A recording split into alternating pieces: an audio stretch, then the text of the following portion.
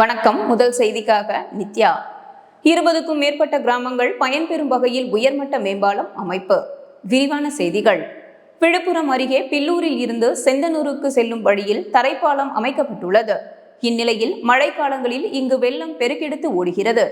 இதனால் பில்லூர் சேந்தனூர் இடையே உள்ள தரைப்பாலம் மூழ்கி அரசமங்கலம், ருச்சிபாளையம் உள்ளிட்ட 20க்கும் மேற்பட்ட கிராமங்களில் இருந்து பன்ருட்டிக்கு செல்லும் பிரதான சாலையில் போக்குவரத்து துண்டிக்கப்படுகிறது. இதைத் தொடர்ந்து பல ஆண்டுகளாக உயர்மட்ட மேம்பாலம் கட்ட வேண்டும் என்று பொதுமக்கள் கோரிக்கை வைத்து வந்துள்ளனர். இந்த நிலையில் விழுப்புரம் சட்டமன்ற உறுப்பினர் லக்ஷ்மணன் நான் முதல்வன் என்ற திட்டத்தில் முக்கிய 10 அம்ச கோரிக்கையில் இந்த உயர்மட்ட பாலம் கோரிக்கையை நிறைவேற்ற கோரி முதலமைச்சருக்கு ஆட்சியர் மூலம் மனு அளித்துள்ளார்.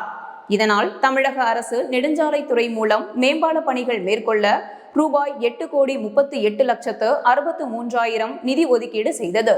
மேலும் சிறப்பு விருந்தினராக லக்ஷ்மணன் எம்எல்ஏ கலந்து கொண்டு அடிக்கல் நாட்டினார். பல ஆண்டு காலமாக இருந்த பிரச்சனைக்கு தற்போது தீர்வு காணப்பட்டு பணிகள் துவக்கப்பட்டதால் கிராம மக்கள் மகிழ்ச்சி அடைந்துள்ளனர்.